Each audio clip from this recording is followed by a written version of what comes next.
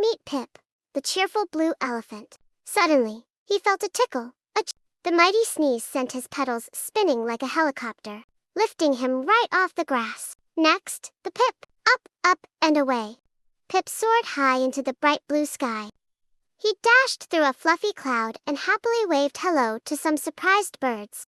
Slowly, his pink flower stopped spinning. So, Pip spread his big blue ears like a fluffy parachute, gliding gently over the tall snowy mountains. Pip landed safely on a giant, squishy mushroom. The magical forest sparkled all around him, and butterflies fluttered by to say welcome home. Ah!